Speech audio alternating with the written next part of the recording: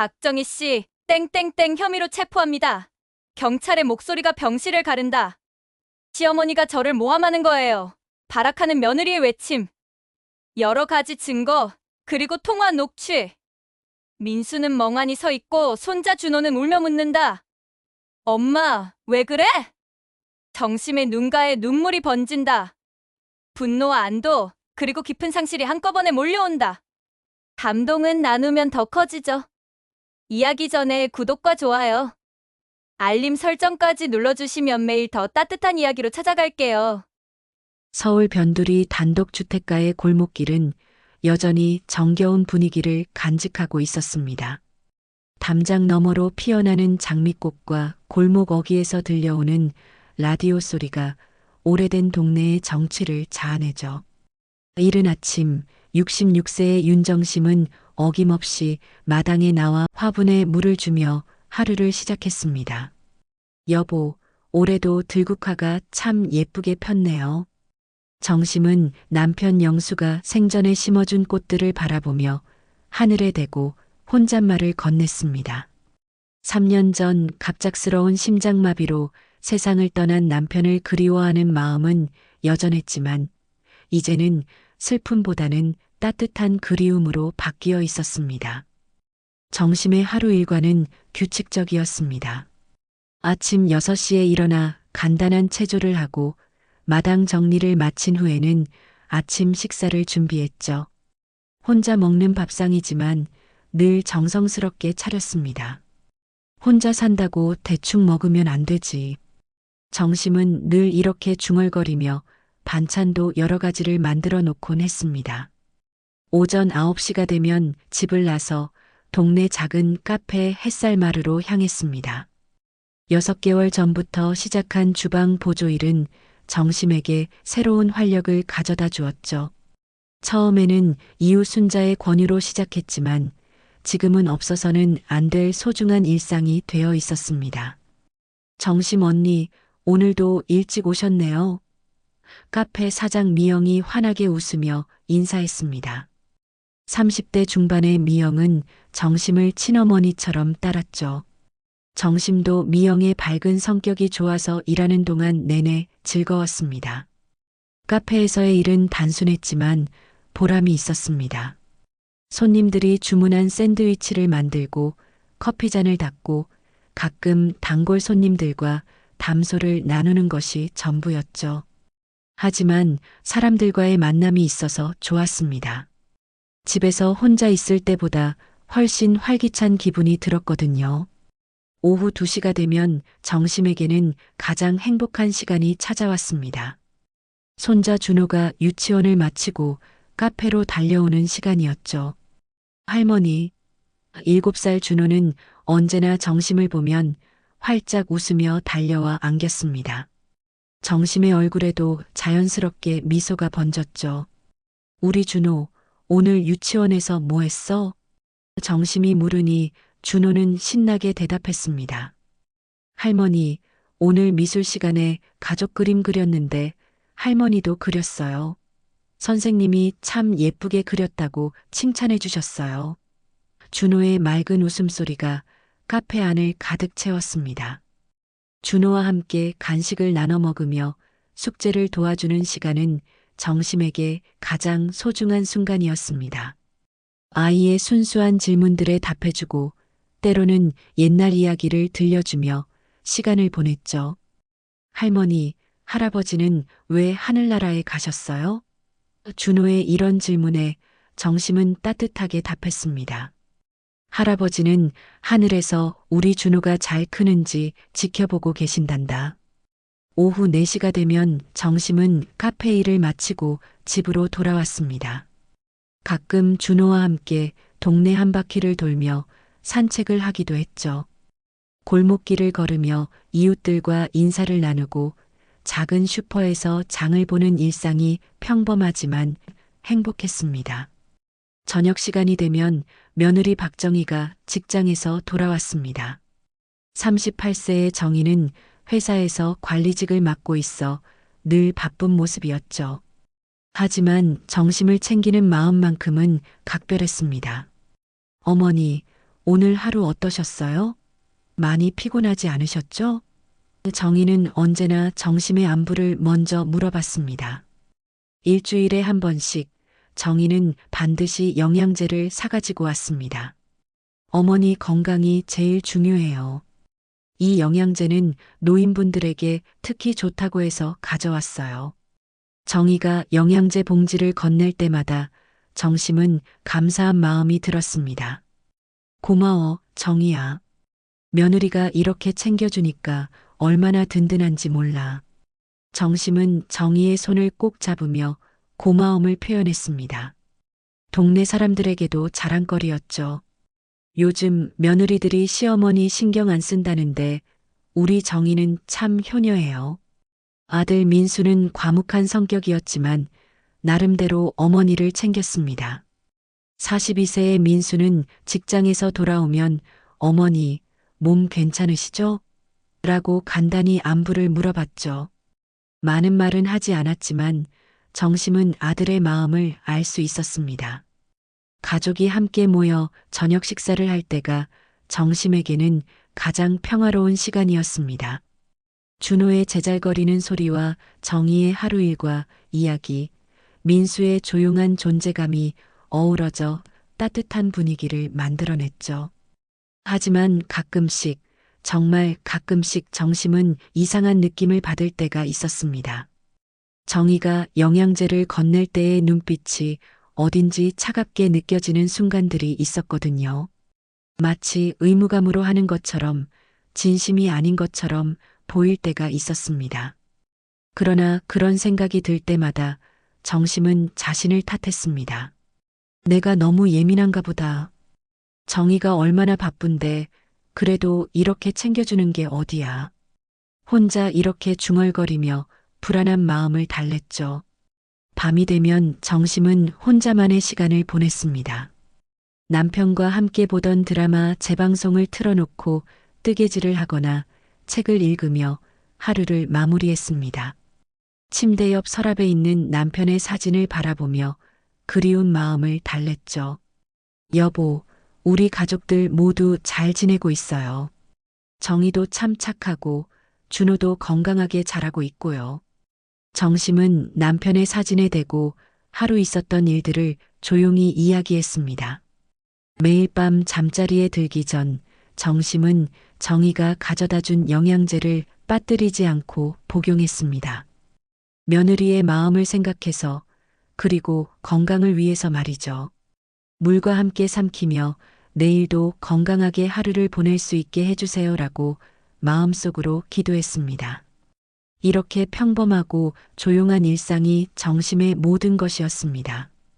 특별할 것 없는 하루하루였지만 가족과 함께하는 소소한 행복이 있어서 충분했죠. 정심은 이런 평화로운 날들이 계속 이어지기만을 바랐습니다. 영양제를 복용한 지 한 달이 지난 어느 아침, 정심은 평소와 다른 느낌의 잠에서 깼습니다. 머리가 지끈거리고 어지러운 증상이 찾아온 것이었죠. 이상하네. 어제 일찍 잤는데 왜 이럴까? 정심은 침대에서 일어나려다가 비틀거렸습니다. 마치 술을 마신 것처럼 중심을 잡기가 어려웠거든요. 처음에는 대수롭지 않게 생각했습니다. 나이가 들면서 생기는 자연스러운 현상이라고 여겼죠. 요즘 날씨가 많이 더워져서 그런가 보다. 정심은 찬물로 세수를 하며 기분을 달랬습니다. 하지만 시간이 지나도 어지럼증은 쉽게 가라앉지 않았습니다. 카페로 출근하는 길에도 몸이 무거웠습니다. 평소 같으면 가벼운 발걸음으로 걸을 수 있는 거리인데 오늘은 자꾸만 쉬어가며 걸어야 했죠. 골목길 중간에 있는 벤치에 앉아 숨을 고르며 정심은 걱정이 되기 시작했습니다. 정심 언니, 오늘 안색이 안 좋아 보이는데 괜찮으세요? 카페에 도착하자마자 사장 미영이 걱정스러운 표정으로 물어봤습니다. 정심은 거울을 보고 깜짝 놀랐습니다. 얼굴이 유난히 창백하고 눈 밑에 다크서클이 짙게 생겨 있었거든요. 괜찮아, 미영아. 그냥 어제 잠을 못 잔 것 같아. 정심은 애써 웃으며 대답했지만 마음속으로는 불안감이 커져갔습니다. 이런 증상을 느껴본 적이 없었기 때문이었죠. 일하는 내내 머리가 무겁고 집중이 잘 되지 않았습니다. 평소 같으면 능숙하게 만들 수 있는 샌드위치도 오늘은 자꾸만 실수를 했죠. 양상추를 빼먹거나 소스를 너무 많이 넣는 일이 반복되었습니다. 미영은 계속 걱정스러운 눈으로 정심을 바라봤습니다. 언니, 정말 괜찮으세요? 오늘은 일찍 들어가세요. 제가 혼자서도 충분히 할 수 있어요. 미영의 배려에 정심은 고마웠지만 괜한 걱정을 끼치고 싶지 않아서 끝까지 버텼습니다. 준호가 카페에 도착했을 때도 평소와 달랐습니다. 할머니, 왜 그래요? 아픈 거예요? 아이의 순수한 눈에도 정심의 상태가 심상치 않아 보였나 봅니다. 정심은 억지로 미소를 지으며 할머니는 괜찮단다. 준호야라고 대답했지만 목소리에 힘이 없었습니다. 집으로 돌아가는 길에 정심은 더욱 힘들어했습니다. 걸음걸이가 불안정하고 시야가 흐릿해지는 느낌이 들었죠. 마침 동네 슈퍼 앞에서 경로당 친구 순자를 만났습니다. 어머, 정심아. 너 얼굴이 왜 그래? 혹시 어디 아픈 거 아니야? 순자는 정심을 보자마자 깜짝 놀랐습니다. 60년 넘게 알고 지낸 친구의 눈에도 정심의 상태가 심각해 보였거든요. 아니야, 순자야. 그냥 요즘 좀 피곤해서 그런가 봐. 정심이 대답하자 순자는 고개를 갸웃거렸습니다. 피곤한 것 치고는 너무 이상해. 안색이 완전히 바뀌었어. 혹시 약이라도 잘못 먹은 거 아니야? 순자의 말에 정심은 문득 영양제가 떠올랐습니다. 아, 그러고 보니 며느리가 준 영양제를 먹고 있긴 해. 정심이 말하자 순자의 표정이 심각해졌습니다. 야, 너 요즘 뉴스 봤어? 보험금 때문에 가족이 가족한테. 순자가 말을 다하기도 전에 정심은 손을 저었습니다. 무슨 소리야, 순자야. 우리 정희가 그럴 리 없어. 영양제도 비싼 걸로 사다 주는데. 하지만 마음 한구석에서는 이상한 불안감이 밀려왔습니다. 그래도 조심해야지. 요즘 세상이 어떤 세상인데. 나는 가족이라도 함부로 믿지 않아. 순자의 말이 정심의 머릿속에 계속 맴돌았습니다. 평소 같으면 웃어넘겼을 말인데 오늘은 왜인지 신경이 쓰였죠. 집에 도착해서도 어지럼증은 계속되었습니다. 저녁 준비를 하려다가 주방에서 비틀거려 싱크대를 붙잡아야 할 정도였죠. 이상해, 정말 이상해. 정심은 혼잣말을 중얼거리며 침실로 들어가 누워버렸습니다. 그때 문득 오래전 기억이 떠올랐습니다. 시아버지가 돌아가시기 전 재산 상속 문제로 집안이 시끄러웠던 일 말이죠. 당시 정희는 시아버지 재산이 얼마나 되는지 아세요? 라며 노골적으로 관심을 보였었습니다. 그때는 며느리도 가족 재정에 관심 갖는 게 당연하다고 생각했는데, 아니야, 내가 너무 예민하게 생각하는 거야. 정심은 고개를 저으며 그런 생각을 떨쳐내려 했습니다. 하지만 순자의 말과 함께 이상한 의심이 마음 깊숙이 자리 잡기 시작했죠. 저녁 시간이 되어 정희가 집에 돌아왔습니다. 어머니, 오늘 어떠셨어요? 평상시와 똑같은 인사였지만 정심의 눈에는 정희의 표정이 다르게 보였습니다. 마치 무언가를 숨기고 있는 것 같은 느낌이 들었거든요. 정희야, 내가 요즘 좀 어지럽고 머리가 아픈데 혹시 영양제 때문일까? 정심이 조심스럽게 물어보자 정희는 당황한 기색을 보였습니다. 어머니, 그럴 리가 있겠어요? 제가 얼마나 비싼 걸로 사다 드리는데. 아마 날씨 때문일 거예요. 정희의 대답은 자연스러웠지만 정심은 뭔가 석연치 않은 느낌을 받았습니다. 평소 같으면 병원에 가보세요라고 말했을 텐데 오늘은 그냥 날씨 탓으로 돌리고 마는 것이 이상했죠. 밤이 되어 잠자리에 들기 전 정희가 또다시 영양제를 가져왔습니다. 어머니, 영양제 드세요. 몸이 안 좋을 때일수록 더 챙겨 드셔야 해요. 정희가 건네는 알약을 바라보며 정심은 처음으로 망설였습니다. 정말 이 약을 먹어도 될까? 정심의 마음속에서 의심과 불안이 교차했습니다. 하지만 결국 며느리의 마음을 생각해서 약을 삼켰죠. 그 순간 정희의 입가에 스친 미묘한 미소를 정심은 놓치지 않았습니다. 그날 밤 정심은 잠을 이루지 못했습니다. 머리가 더욱 아프고 어지러웠지만 그보다도 마음속에 자리 잡은 의심 때문이었죠. 설마, 정말 설마. 정심은 천장을 바라보며 밤새 뒤척였습니다. 며칠 밤을 설친 후 정심은 중요한 결심을 내렸습니다. 의심을 확신으로 바꾸거나 아니면 완전히 떨쳐내야겠다고 생각한 것이죠. 아침 일찍 일어나 정희가 준 영양제 하나를 비닐봉지에 넣어 숨겼습니다. 손이 떨렸지만 꾹 참았죠. 오늘은 카페 일 끝나고 약국에 가봐야겠어. 정심은 마음속으로 다짐하며 평상시처럼 집을 나섰습니다. 하지만 걸음걸이는 여전히 불안정했고 어지럼증도 계속되고 있었죠. 며칠 전보다 증상이 더 심해진 것 같았습니다. 카페에서 일하는 동안에도 정심의 마음은 복잡했습니다. 평소 같으면 능숙하게 처리할 수 있는 일들이 오늘은 유난히 어렵게 느껴졌죠. 손님이 주문한 아메리카노에 설탕을 넣어버리거나 샌드위치 재료를 잘못 넣는 일이 반복되었습니다. 정심 언니, 정말 괜찮으세요? 얼굴색이 더 안 좋아 보이는데.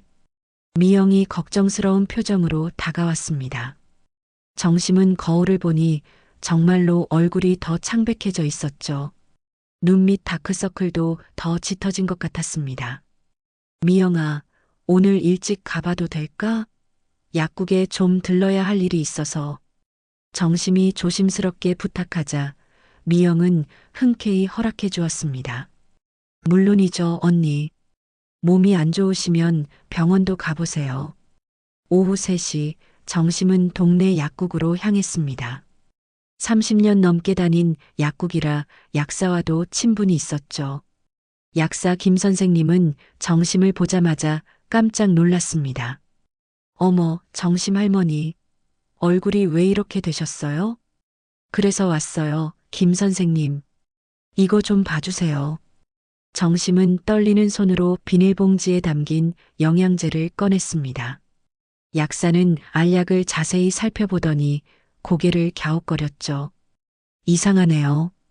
이건 시중에서 파는 일반 영양제가 아닌 것 같은데요. 김 약사의 말에 정심의 심장이 빠르게 뛰기 시작했습니다. 혹시 해외 직구로 구매하신 건가요? 아니면 병원에서 처방받으신 거예요? 아니에요. 며느리가 사다 준 건데. 정심의 목소리가 떨렸습니다. 김 약사는 더욱 심각한 표정을 지었죠. 할머니, 이건 정식으로 허가받은 의약품이 아닌 것 같아요. 성분 분석을 해봐야 정확히 알 수 있지만. 약사의 말을 들으며 정심은 온몸에 소름이 돋았습니다. 그럼 이걸 먹으면 안 되는 건가요? 정심이 다급하게 물었습니다. 일단 복용을 중단하시고 가능하면 병원에서 정밀 검사를 받아보세요. 몸에 이상 증상이 있으시면 더욱 그래야 해요. 약국을 나서는 정심의 다리는 후들거렸습니다. 의심이 현실로 다가오는 것 같았거든요. 설마, 정말 설마. 정심은 집으로 향하며 계속 중얼거렸습니다. 집에 도착한 정심은 마음을 진정시키려 노력했습니다. 하지만 불안감은 쉽게 가라앉지 않았죠.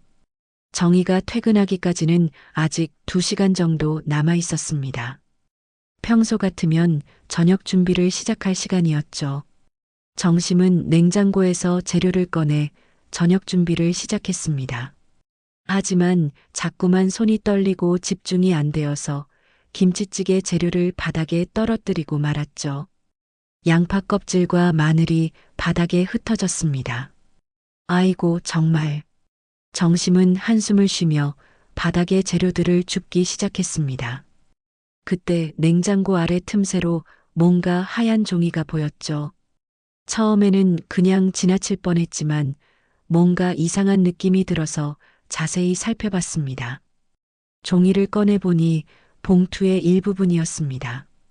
찢어진 부분에 생명보험금 지급 안내라는 글자가 보였죠. 정심의 심장이 쿵 떨어지는 느낌이었습니다. 이게 뭐지? 정심은 냉장고를 조심스럽게 옆으로 살짝 밀어봤습니다. 그러자 틈새에 끼어있던 봉투가 완전히 모습을 드러냈죠. 생명보험금 지급 안내서라고 적힌 봉투였습니다. 아마도 정희가 서류를 정리하다가 실수로 떨어뜨린 것 같았어요. 정심은 떨리는 손으로 봉투를 집어들었습니다. 봉투를 열어보는 순간 정심의 얼굴은 새하얗게 질렸죠. 보험계약서에는 가입자란에 윤정심, 수익자란에는 박정희라고 명확히 적혀 있었습니다. 보험 금액은 2억 원. 가입일자는 불과 6개월 전이었죠. 정심이 영양제를 먹기 시작한 시기와 정확히 일치했습니다. 이게 뭐야? 내가 언제 이런 보험을? 정심의 손이 심하게 떨렸습니다. 봉투 안에는 다른 서류들도 있었습니다. 정심의 인감증명서, 주민등록등본, 그리고 정심의 서명이 들어간 각종 서류들이었죠.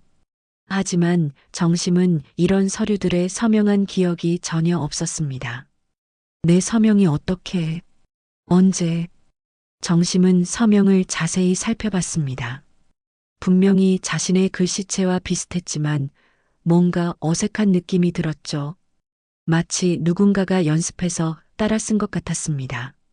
정심은 급하게 서류들을 다시 봉투에 넣고 원래 자리에 밀어 넣었습니다. 그리고 냉장고를 원래대로 밀어 놓았죠.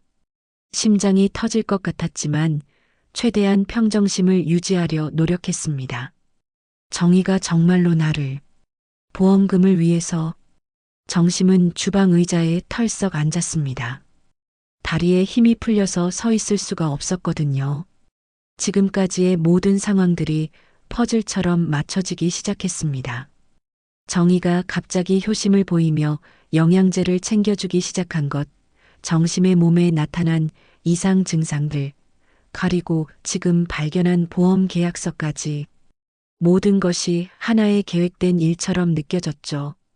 그때 현관문이 열리는 소리가 들렸습니다. 정희가 평소보다 일찍 들어온 것 같았어요. 정심은 급하게 마음을 진정시키고 저녁 준비를 계속하는 척했습니다. 어머니, 벌써 저녁 준비하세요? 정희가 환하게 웃으며 주방으로 들어왔습니다. 하지만 정심의 눈에는 그 미소가 전혀 다르게 보였습니다. 가면을 쓴 것 같은 가짜 미소로 느껴졌거든요. 응, 김치찌개 끓이려고. 정심은 애써 자연스럽게 대답했습니다. 하지만 목소리가 떨리는 걸 감출 수 없었죠. 정희는 정심의 상태를 유심히 살펴봤습니다. 어머니, 오늘도 많이 피곤해 보이세요. 영양제 잘 드시고 계시죠? 정희의 질문에 정심은 등골이 서늘해졌습니다. 이제는 정희의 모든 말이 다른 의미로 들렸거든요. 응, 잘 먹고 있어. 정심은 거짓말을 했습니다. 사실은 약국에서 들은 말 때문에 오늘부터 먹지 않기로 마음먹었지만 정희에게 들킬 수는 없었죠. 저녁 식사 시간이 되었지만 정심은 음식이 목으로 넘어가지 않았습니다. 평소 같으면 가족들과 나누는 대화가 즐거웠는데 오늘은 모든 것이 연극 같아 보였습니다. 특히 정희의 행동 하나하나가 의심스러웠죠. 밤이 되어 잠자리에 들 시간, 정희가 또다시 영양제를 가져왔습니다. 어머니, 오늘도 꼭 드세요. 몸이 안 좋을수록 더 중요해요. 정희의 말에 정심은 온몸이 얼어붙는 것 같았습니다. 정심은 영양제를 받아들고 정희가 나간 후 화장실로 가서 변기에 버렸습니다. 그리고 거짓으로 물 마시는 소리를 내며 복용한 척했죠. 침대에 누워서도 정심은 잠을 이룰 수 없었습니다. 그날 밤 정심은 중요한 결심을 내렸습니다. 더 이상 당하고만 있을 수는 없다는 것이었죠. 보험 계약서를 발견한 다음 날 정심은 평소보다 일찍 일어났습니다. 밤새 뒤척이며 생각한 끝에 아들 민수에게 넌지시 물어보기로 마음먹었거든요. 하지만 어떻게 말을 꺼내야 할지 고민이 되었습니다. 민수야, 아침 먹어. 정심은 평소처럼 상을 차리며 아들을 불렀습니다. 민수는 늘 그렇듯 조용히 식탁에 앉아 신문을 보며 밥을 먹기 시작했죠. 정심은 타이밍을 재며 조심스럽게 말을 꺼냈습니다. 민수야, 혹시 너 엄마 보험 같은 거 들어준 적 있니? 정심의 질문에 민수는 신문에서 눈을 떼며 고개를 갸웃거렸습니다. 보험이요? 무슨 보험 말씀이세요? 그냥 생명보험 같은 거 말이야. 요즘 나이 들면 그런 거 하나쯤 있어야 한다고 하잖아. 정심은 최대한 자연스럽게 말했지만 목소리가 약간 떨렸습니다. 민수는 젓가락을 내려놓고 어머니를 바라봤습니다. 그런 거 없어요, 어머니. 보험은 아버지 살아계실 때 들어둔 것 말고는 없을 텐데. 왜 갑자기 그런 얘기를 하세요? 아니야, 그냥 궁금해서. 정심은 마음속으로 안도의 한숨을 쉬었지만 동시에 더 큰 불안감이 밀려왔습니다. 민수도 모르는 보험이라는 것은 정희가 몰래 가입한 것이 확실했거든요. 민수가 출근하고 나자 정심은 더욱 복잡한 심정이 되었습니다. 카페로 가는 길에도 계속 생각에 잠겨 있었죠. 정말로 정희가 나를. 아니야, 아직 확실하지 않아. 정심은 스스로를 달래려 했지만 마음이 쉽게 진정되지 않았습니다. 카페에서 일하는 동안에도 정심의 마음은 어수선했습니다. 평소 같으면 단골 손님들과 즐겁게 대화를 나누곤 했는데 오늘은 집중이 안 되어서 대화도 제대로 이어가지 못했죠. 정심 언니, 오늘 왜 이렇게 멍하세요? 무슨 걱정 있으세요? 미영이 걱정스러운 표정으로 물어봤습니다. 정심은 고개를 저으며 아니야, 그냥 좀 피곤해서라고 대답했지만 마음은 무거웠습니다.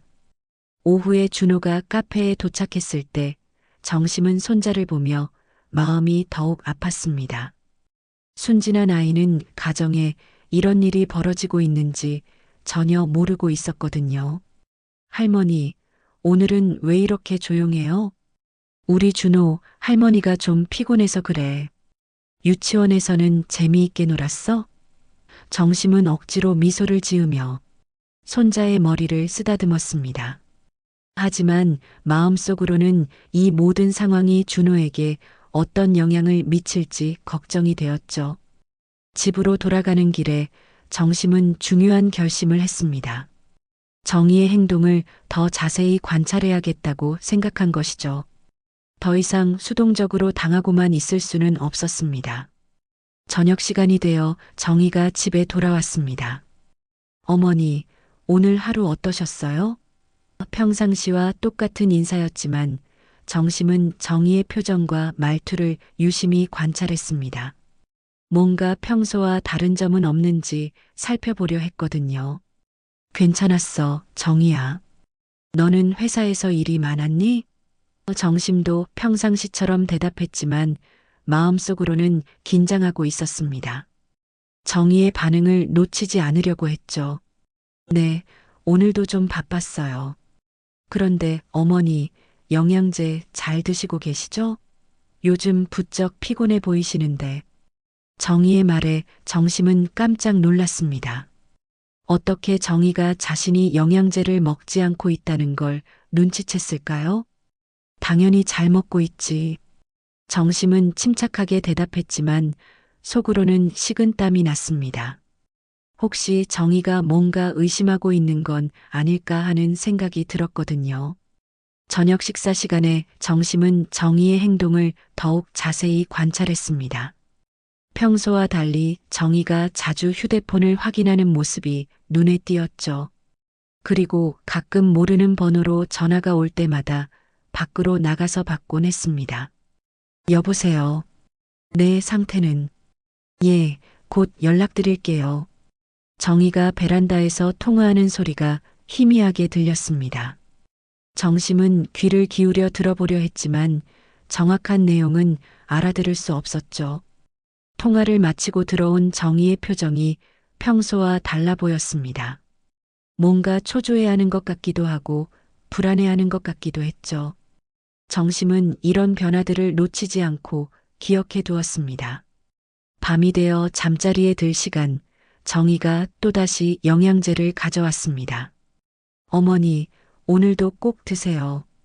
특히 요즘 몸이 안 좋으시니까 더욱 중요해요. 정희의 말투에는 평소보다 강한 압박감이 느껴졌습니다. 알았어, 정희야. 정심은 영양제를 받아들며 정희의 눈을 바라봤습니다.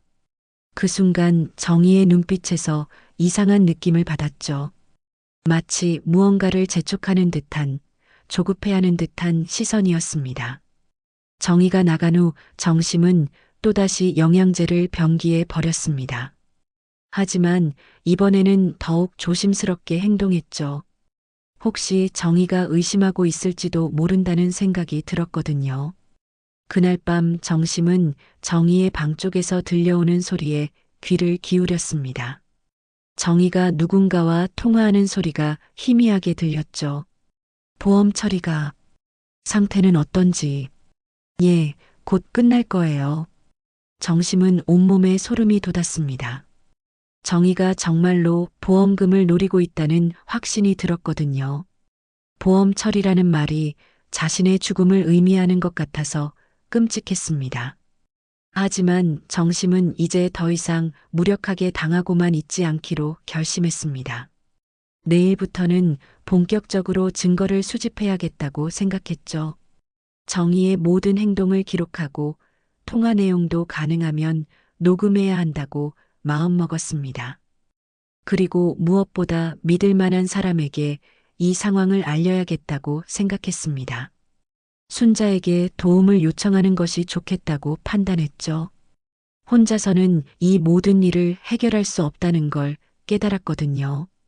잠들기 전 정심은 남편의 사진을 바라보며 마음속으로 다짐했습니다. 여보, 내가 꼭 이 일을 해결할 거예요. 우리 손자 준호를 위해서라도 포기할 수 없어요.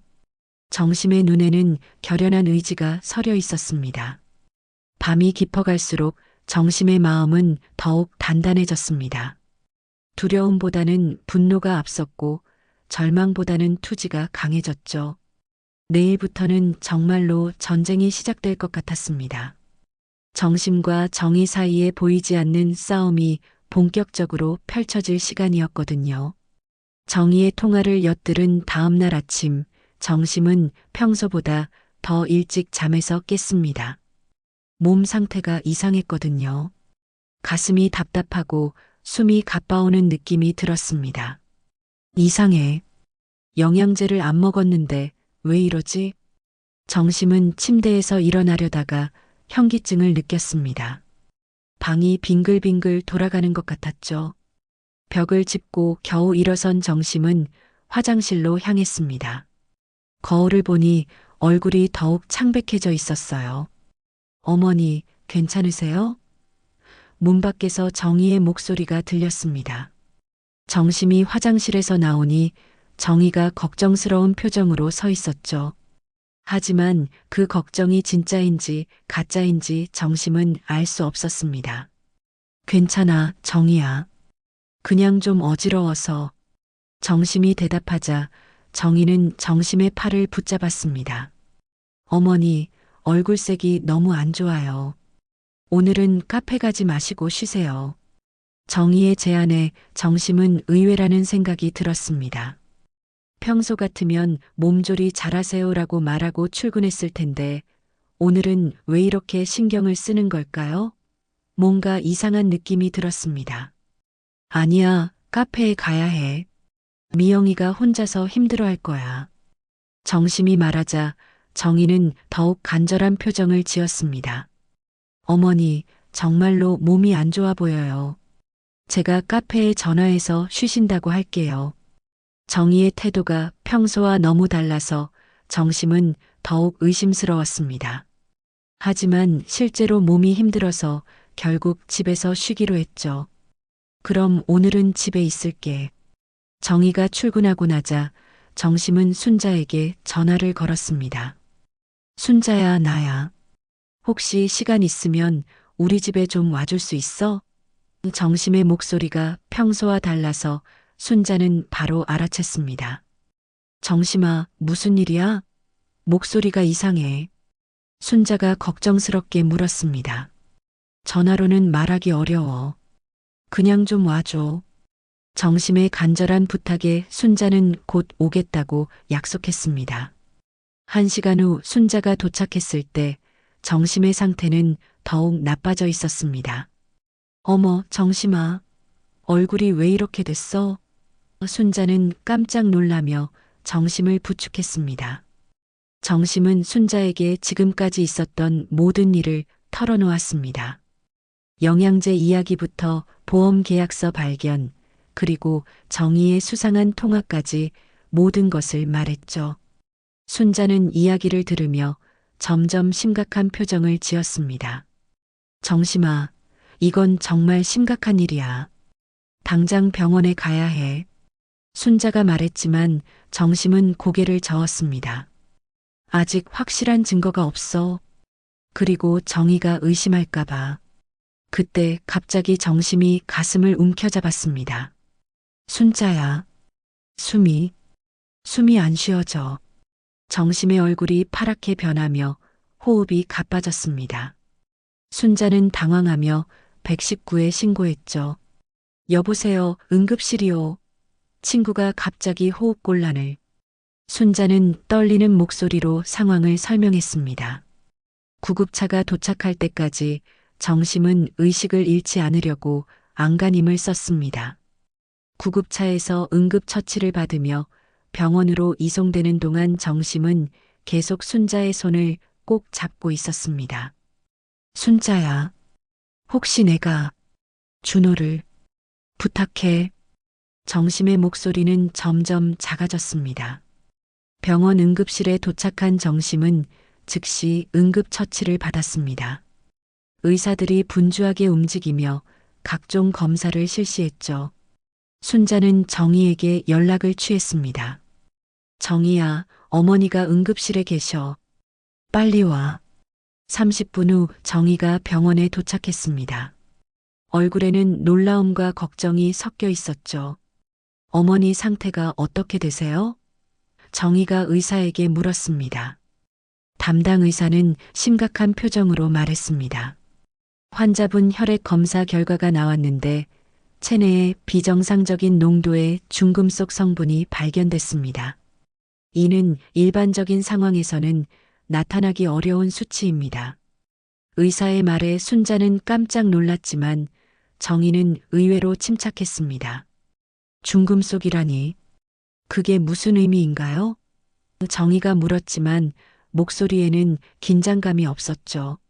장기간에 걸친 중금속 중독 증상으로 보입니다. 혹시 특별한 약물을 복용하시거나 특정 음식을 드신 적이 있나요? 의사의 질문에 순자가 먼저 입을 열었습니다. 의사 선생님, 정심이가 요즘 영양제를 먹고 있었는데. 순자가 말하자 정희가 재빨리 끼어들었습니다. 네, 제가 어머니 건강을 위해 영양제를 사드렸는데 정식 제품이에요. 의사는 고개를 끄덕이며 일단 해독 치료를 시작하고 며칠 더 지켜봐야겠습니다라고 말했습니다. 정심은 산소 마스크를 끼고 침대에 누워 있었죠. 정희는 정심의 침대 옆에 앉아 눈물을 흘렸습니다. 어머니, 정말 죄송해요. 제가 더 신경 썼어야 했는데. 정희의 눈물이 진짜인지 가짜인지 알 수 없었지만 주변 사람들은 효녀 며느리라고 생각했죠. 그날 밤 정심은 병실에서 잠들지 못했습니다. 산소 마스크 때문에 말은 할 수 없었지만 머릿속은 복잡했거든요. 옆 침대에 누워있는 다른 환자의 가족들이 나누는 대화가 들렸습니다. 보험금이 얼마나 나오는지 알아봤어? 응, 생각보다 많이 나와. 아버지가 돌아가시면. 그 대화를 들으며 정심은 온몸에 소름이 돋았습니다. 자신의 상황과 너무나 비슷했거든요. 정심은 그 순간 모든 퍼즐이 맞춰지는 느낌을 받았습니다. 정희가 자신에게 한 모든 행동들, 영양제, 보험 계약서, 그리고 오늘의 응급실 상황까지 모든 것이 계획된 일이었구나 하는 확신이 들었죠. 정희, 너였구나. 정심은 마음속으로 중얼거렸습니다. 분노와 배신감이 밀려왔지만 동시에 오히려 마음이 차분해졌습니다. 이제 확실해졌으니 대응할 수 있다는 생각이 들었거든요. 다음 날 아침 의사가 회진을 돌며 정심의 상태를 확인했습니다. 많이 좋아지셨네요. 해독 치료가 효과를 보고 있습니다. 의사의 말에 정희는 안도의 표정을 지었지만 정심은 그 표정 뒤에 숨은 실망감을 놓치지 않았습니다. 순자가 병문안을 왔을 때 정심은 작은 목소리로 속삭였습니다. 순자야, 내 조카가 경찰이라고 했지? 순자는 고개를 끄덕였습니다. 응, 왜? 도움이 필요해. 이제 확실해졌어. 정심의 눈에는 결연한 의지가 서려 있었습니다. 더 이상 당하고만 있지 않겠다는 각오가 보였죠. 정희는 정심이 의식을 회복한 것을 보고 겉으로는 기뻐했지만 속으로는 초조해하고 있었습니다. 계획이 예상대로 진행되지 않고 있었거든요. 하지만 정심은 이제 모든 것을 알고 있었고 반격을 준비하고 있었습니다. 병원에서 사흘째 되는 날 정심의 몸 상태는 많이 호전되었습니다. 해독 치료 덕분에 호흡도 편해지고 얼굴색도 돌아왔죠. 하지만 정심의 마음은 오히려 더욱 단단해져 있었습니다. 이제 정의와의 본격적인 싸움을 준비해야 할 때였거든요. 순자야, 조카한테 연락했어? 정심이 작은 목소리로 물었습니다. 순자는 고개를 끄덕이며 응, 내일 오후에 만날 수 있대.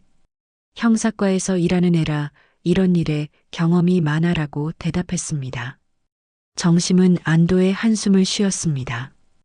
혼자서는 도저히 해결할 수 없는 일이라는 걸 알고 있었거든요. 고마워, 순자야. 내가 아니었으면 정말 큰일 날 뻔했어. 무슨 소리야? 우리가 언제부터 친군데? 순자는 정심의 손을 꼭 잡았습니다. 그런데 정심아, 정말 조심해야 해. 정희가 의심하면 더 위험해질 수도 있어. 정심도 그 점을 걱정하고 있었습니다. 하지만 이대로 당하고만 있을 수는 없었죠. 순자야, 내가 집에 돌아가면 정희 몰래 증거를 더 모아야 해. 영양제 남은 것도 챙기고 통화 내용도 녹음할 수 있으면 해봐야겠어. 정심아, 너무 무리하지 마. 위험해 보이면 바로 나한테 연락해. 순자의 걱정스러운 목소리에 정심은 고개를 끄덕였습니다. 그때 병실 문이 열리며 정희가 들어왔습니다. 어머니, 오늘 컨디션 어떠세요? 정희의 목소리는 평소와 똑같았지만 정심에게는 모든 것이 연기로 들렸습니다. 많이 좋아졌어, 정희야. 정심은 애써 자연스럽게 대답했습니다. 정희는 의자에 앉으며 가방에서 과일을 꺼냈죠. 어머니 좋아하시는 사과 깎아드릴게요. 정희가 사과를 깎는 모습을 보며 정심은 복잡한 심정이 들었습니다. 겉으로는 효성스러운 며느리 같아 보이지만 속으로는 자신의 죽음을 바라고 있다는 사실이 끔찍했거든요. 정희야, 내가 언제쯤 집에 갈 수 있을까? 정심이 물었습니다. 정희는 잠시 망설이다가 의사 선생님이 내일 퇴원 가능하다고 하셨어요 라고 대답했습니다. 정심은 정희의 표정을 놓치지 않았습니다. 퇴원 이야기를 할 때 정희의 눈빛이 미묘하게 변하는 것을 봤거든요. 마치 새로운 계획을 세우고 있는 것 같았습니다. 그래, 집이 좋지. 병원은 아무래도 불편해. 정심이 말하자 정희는 고개를 끄덕였습니다. 집에 가시면 더 잘 챙겨드릴게요. 영양제도 새로운 걸로 사다 드리고요. 영양제 이야기가 나오자 정심의 심장이 빨라졌습니다. 하지만 겉으로는 태연한 척했죠. 고마워, 정희야. 그런데 이번에는 어떤 영양제를 사올 거야? 어머니한테 더 좋은 걸로 알아봤어요. 병원에서 퇴원하신 분들한테 특히 좋다고 해서요. 정희의 말에 정심은 온몸에 소름이 돋았습니다. 더 독한 것을 준비하고 있는 건 아닌지 걱정이 되었거든요. 순자가 자리를 뜨고 정희와 단둘이 남게 되자 정심은 더욱 조심스러워졌습니다.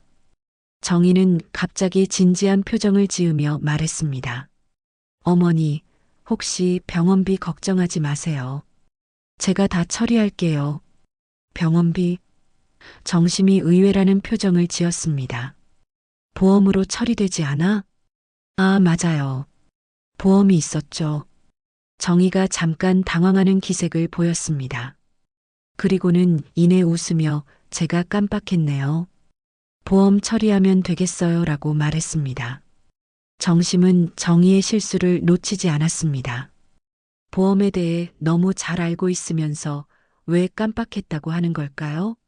뭔가 의도가 있는 것 같았습니다.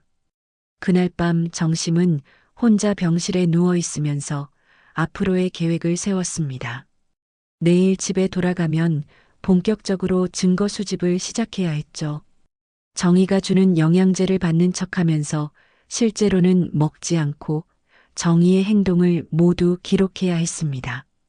다음 날 오전 퇴원 절차를 밟으며 의사가 정심에게 당부했습니다. 앞으로 드시는 약물은 모두 저희에게 알려주세요. 특히 성분을 알 수 없는 건강식품이나 영양제는 주의하시고요. 의사의 말에 정희는 살짝 얼굴을 찌푸렸습니다. 하지만 이내 당연하죠. 의사 선생님. 앞으로 더 조심하겠습니다라고 대답했습니다. 집으로 돌아가는 차 안에서 정희는 평소보다 말이 없었습니다. 정심도 마찬가지로 조용히 창밖을 바라보며 생각에 잠겨 있었죠. 둘 다 각자의 계획을 세우고 있는 것 같았습니다. 집에 도착하자 민수와 준호가 마중 나와 있었습니다. 할머니, 준호가 달려와 정심을 안으며 할머니가 없어서 너무 심심했어요 라고 말했습니다. 정심은 손자를 안으며 마음이 아팠습니다. 이 순수한 아이가 앞으로 벌어질 일들을 알게 된다면 얼마나 충격을 받을까 걱정이 되었거든요. 어머니, 몸조리 잘하세요. 민수도 간단히 인사했습니다. 정심은 아들에게 이 모든 사실을 알려야 할지 고민이 되었지만 아직은 때가 아니라고 판단했습니다. 저녁 시간이 되자 정희는 새로운 영양제를 가져왔습니다. 어머니, 이번에는 정말 좋은 걸로 샀어요. 병원에서 퇴원하신 분들 전용이에요. 정희가 건네는 영양제를 보며 정심은 긴장했습니다. 고마워, 정희야. 정심은 영양제를 받으며 정희의 표정을 살펴봤습니다. 이번에는 평소보다 더 간절한 눈빛이 느껴졌죠. 마치 빨리 효과가 나타나기를 바라는 것 같았습니다. 정희가 나간 후 정심은 영양제를 자세히 살펴봤습니다. 이전 것과는 다른 모양과 색깔이었죠. 정심은 조심스럽게 영양제 몇 개를 비닐봉지에 담아 숨겼습니다. 순자의 조카에게 보여줄 증거품으로 말이죠. 그날 밤 정심은 정희의 방에서 또다시 통화 소리가 들리는 것을 확인했습니다. 이번에는 더 가까이 가서 들어보려고 했죠.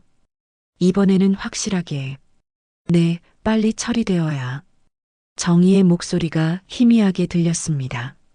정심은 휴대폰으로 녹음을 시도해봤지만 소리가 너무 작아서 제대로 녹음되지 않았습니다. 하지만 정희가 누군가와 자신에 관한 계획을 논의하고 있다는 것은 확실했죠. 잠자리에 들기 전 정심은 마음속으로 다짐했습니다. 내일 순자 조카를 만나서 모든 걸 털어놓자. 이제 더 이상 혼자 감당할 수 없어.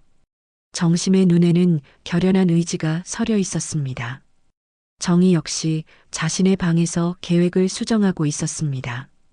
병원 일로 인해 일정이 지연되었지만 이번에는 확실하게 마무리해야 한다고 생각하고 있었죠. 두 사람 모두 내일부터 본격적인 승부가 시작될 것임을 알고 있었습니다. 다음 날 오후 정심은 순자와 함께 동네 카페에서 순자의 조카 경찰관 김민호를 만났습니다. 30대 중반의 민호는 15년간 형사과에서 근무한 베테랑이었죠. 정심이 가져온 영양제와 보험 계약서 사본을 보며 심각한 표정을 지었습니다. 할머니, 이건 정말 심각한 사건입니다. 영양제 성분 분석을 의뢰해 보겠지만 지금까지 말씀하신 정황으로 봐서는 계획적 범죄일 가능성이 높아요. 민호의 말에 정심은 떨리는 마음으로 고개를 끄덕였습니다. 그런데 아직 결정적 증거가 부족합니다. 현행범으로 체포하려면 영양제를 건네는 순간을 직접 목격해야 해요. 민호가 설명하자 순자가 그럼 어떻게 해야 하나? 라고 물었습니다. 오늘 밤 할머니가 영양제를 받는 장면을 몰래 촬영하고 저희가 숨어서 기다리다가 현장에서 체포하는 방법이 가장 확실합니다. 민호의 제안에 정심은 잠시 망설였습니다. 위험한 일이었지만 이제 더 이상 미룰 수 없다는 생각이 들었죠. 알겠습니다. 오늘 밤에 해봅시다. 정심의 결연한 대답에 민호는 고개를 끄덕였습니다. 할머니, 평소와 똑같이 행동하세요. 그리고 이 작은 녹음기를 오단에 숨기시고 정희 씨와 대화를 나누세요. 결정적 증거가 나올 수 있습니다. 민호가 손바닥만 한 녹음기를 건네주었습니다. 집으로 돌아가는 길에 정심의 마음은 복잡했습니다. 오늘 밤이면 모든 것이 끝날 거라는 생각에 안도감과 두려움이 동시에 밀려왔죠. 정말로 정희가 체포되면 준호는 어떻게 되지? 손자 걱정이 가장 컸습니다. 오후 5시 정심은 집에 도착해서 평소처럼 저녁 준비를 시작했습니다. 민호와 순자는 집 근처에서 대기하기로 했고 저녁 시간쯤 정희 몰래 집 안으로 들어와 숨어 있기로 했죠. 정희가 퇴근해서 집에 돌아왔을 때 정심은 최대한 자연스럽게 행동했습니다. 정희야, 오늘 회사 일은 어땠어? 평소와 똑같은 인사였지만 가슴이 두근거렸습니다. 바빴어요, 어머니. 그런데 오늘 몸은 어떠세요? 많이 좋아지셨어요? 정희도 평상시와 다름없이 대답했지만 정심은 정희의 눈빛에서 뭔가 다른 느낌을 받았습니다. 저녁 식사 시간에 정희는 평소보다 말이 적었습니다. 가끔 시계를 보며 무언가를 기다리는 것 같았죠. 준호가 엄마 왜 이렇게 조용해요? 라고 물어봐도 그냥 피곤해서라고만 대답했습니다.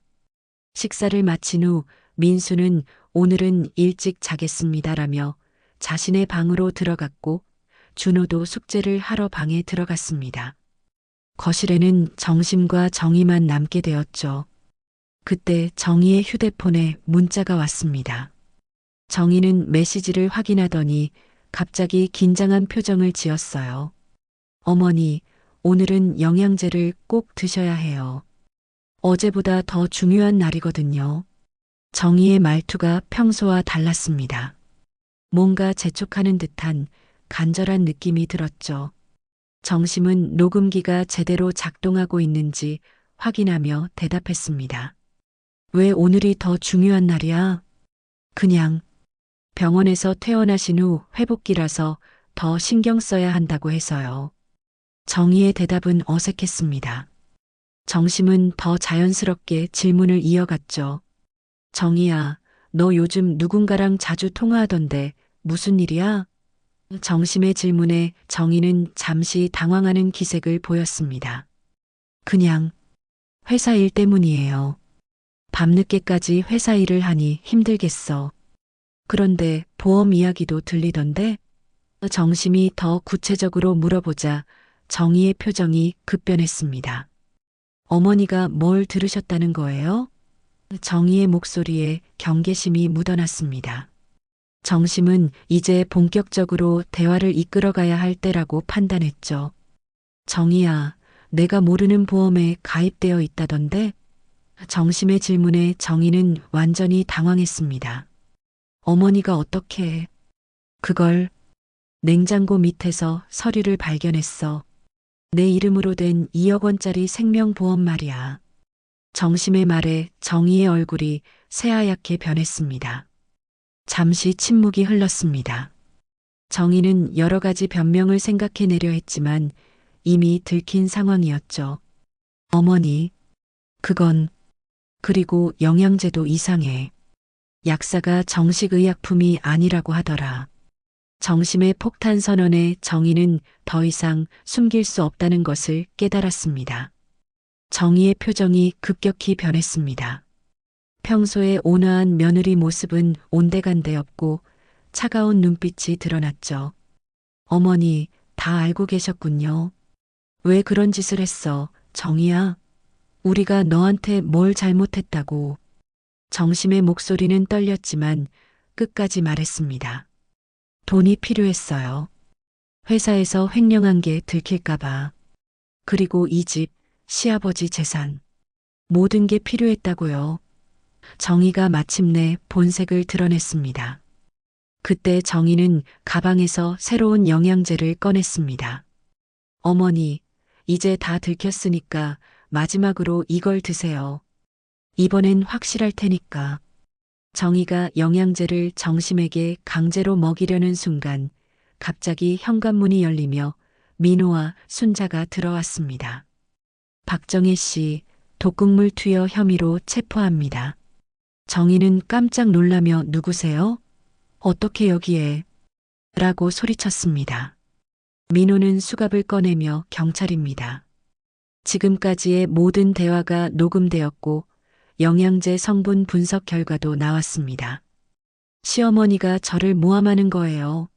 저는 정말로 어머니 건강을 위해서. 정희가 절규했지만 이미 늦었습니다. 증거는 충분했죠. 그때 방에서 나온 민수가 상황을 보고 충격에 빠졌습니다. 이게 무슨 일이야? 정희야, 이게 정말이야? 민수의 목소리는 떨렸습니다. 준호도 방에서 나와 엄마, 왜 경찰 아저씨가 엄마를 잡아가요? 라고 울며 물었습니다. 정심은 손자를 안으며 괜찮다, 준호야. 할머니가 다 지켜줄게라고 달랬습니다. 정희는 수갑을 찬 채로 끌려나가면서도 저는 억울해요. 정말 어머니를 위해서 한 일이에요. 라고 소리쳤습니다. 하지만 아무도 그 말을 믿지 않았죠. 사건이 마무리된 후 정심은 의자에 털썩 앉았습니다. 긴 악몽이 끝났다는 안도감과 함께 가족이 산산조각난 현실이 아프게 다가왔습니다. 하지만 이제 정말로 새로운 시작을 할 수 있을 것 같았죠. 정희가 체포된 지 일주일이 지났습니다. 집안은 여전히 충격과 혼란 속에 있었지만 정심은 이제 진짜 평안을 되찾았다는 느낌이 들었습니다. 더 이상 의심하며 살 필요도 두려워할 필요도 없었거든요. 민수는 아내의 배신에 큰 충격을 받았습니다. 어머니, 정말 죄송합니다. 제가 미리 알아차렸어야 했는데.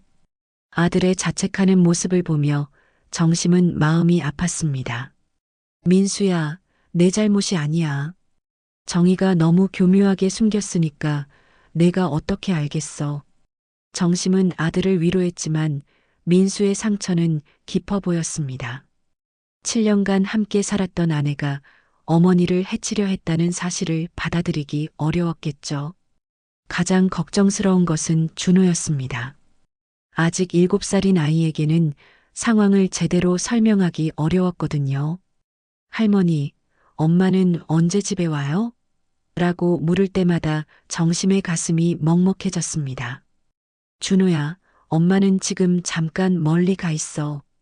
할머니가 준호 옆에 있을 테니까 걱정하지 마. 정심은 손자를 꼭 안으며 다짐했습니다. 어떤 일이 있어도 이 아이만은 제대로 키우겠다고 말이죠. 순자는 매일 정심을 찾아와 안부를 물었습니다. 정심아, 그래도 살아있으니까 다행이야. 정말 아찔했어. 순자의 말에 정심도 고개를 끄덕였습니다. 조금만 늦었다면 정말 큰일이 날 뻔했거든요. 순자야, 내가 아니었으면 정말 어떻게 됐을지 몰라. 평생 고마울 거야. 정심이 진심으로 말하자 순자는 무슨 소리야. 우리가 언제부터 이런 사이냐며 손을 흔들었습니다. 경찰 조사 결과 정희의 범행 동기가 모두 밝혀졌습니다. 회사에서 횡령한 돈이 3억 원에 달했고 이를 메우기 위해 정심의 생명보험금을 노렸던 것이었죠. 또한 시아버지의 재산 상속 문제도 한몫했습니다. 정희가 얼마나 치밀하게 계획했는지 놀랐어요. 서명 위조부터 독극물 조달까지 모든 것을 준비했었어요.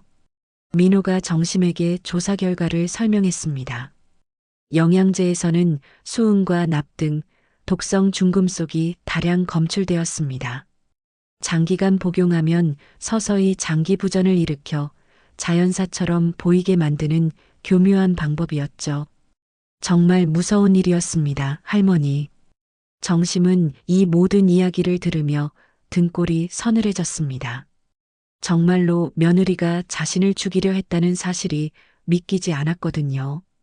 사람 마음이 어떻게 그렇게 될 수 있을까? 사건이 정리된 후 정심은 중대한 결정을 내렸습니다.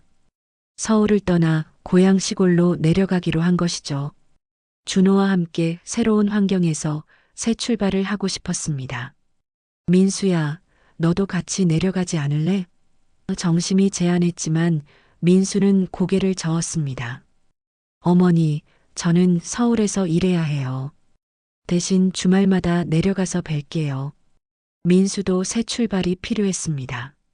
정희와의 이혼 절차를 진행하고 준호의 양육권도 정리해야 했죠. 준호는 제가 키우겠습니다. 하지만 당분간은 어머니가 돌봐주시면 감사하겠어요. 시골 이사 준비를 하면서 정심은 남편의 고향집을 정리했습니다. 영수가 생전에 언제 고향에 내려가서 조용히 살자고 말했던 기억이 났거든요. 이제야 그 약속을 지킬 수 있게 되었습니다.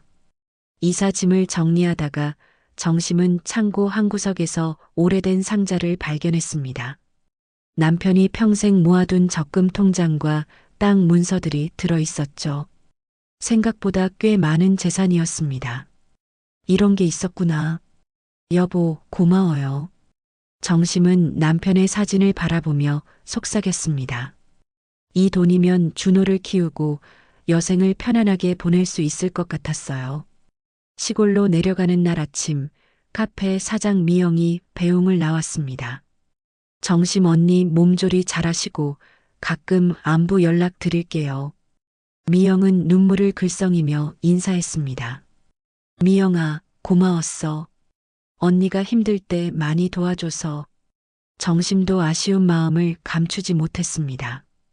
6개월 동안 함께 일했던 카페에서의 시간들이 소중한 추억이었거든요. 순자는 역까지 배웅을 따라왔습니다. 정심아, 시골 가서 건강하게 잘 살아. 내가 가끔 놀러 갈게. 오랜 세월 함께한 친구와의 이별은 가슴 아팠지만 영원한 이별은 아니었습니다. 기차에 오르면서 준호가 할머니, 새로운 집에는 마당이 있어요? 라고 물었습니다. 그럼 넓은 마당에 꽃도 심고 채소도 키울 거야. 정심은 손자의 손을 꼭 잡으며 대답했습니다. 시골 고향집에 도착하니 마을 사람들이 반갑게 맞아주었습니다. 정심이가 돌아왔네. 얼마만이야. 어린 시절 친구들이 하나둘 나타나 인사를 했습니다. 집은 오랫동안 비어 있어서 정리할 게 많았지만 마당에는 여전히 남편이 심어놓은 나무들이 자라고 있었습니다. 할머니, 여기 복숭아 나무예요. 준호가 신나게 소리쳤습니다. 맞아, 준호야. 할아버지가 심어 놓으신 거야. 가을이 되면 달콤한 복숭아를 먹을 수 있어. 정심은 남편을 그리워하며 나무를 바라봤습니다. 저녁이 되어 마을 사람들이 반찬을 가져다 주었습니다. 정심아, 혼자 오느라 힘들었지? 우리가 도와줄 테니까 걱정하지 마. 따뜻한 인정이 가슴에 와 닿았습니다. 밤에 준호와 함께 마당에 나가 별을 보았습니다. 할머니, 별이 정말 많아요. 도시에서는 볼 수 없었던 쏟아질 듯한 별들이 하늘을 가득 채웠죠. 준호야, 할머니가 여기서 같이 행복하게 살자. 아무도 우리를 괴롭히지 못하게 할 테니까 걱정하지 마. 정심은 손자를 품에 안으며 다짐했습니다. 그날 밤 잠자리에 들면서 정심은 긴 악몽이 끝났다는 안도감을 느꼈습니다. 이제 정말로 평안한 일상을 되찾을 수 있을 것 같았어요. 남편의 사진을 베개맡에 놓고 여보, 이제 정말 새로운 시작이에요. 우리 손자 잘 키우고 행복하게 살겠어요 라고 속삭였습니다. 창밖에는 시원한 바람이 불어와 커튼을 흔들었습니다. 도시의 소음 대신 귀뚜라미 소리가 들렸죠. 정심은 오랜만에 깊은 잠에 빠져들었습니다. 더 이상 두려워할 것도 의심할 것도 없는 진짜 평안을 되찾은 채로 말이죠. 당신의 하루에 작은 감동이 되었다면 구독과 좋아요로 함께 걸어주세요. 다음 이야기도 따뜻하게 준비해 두겠습니다.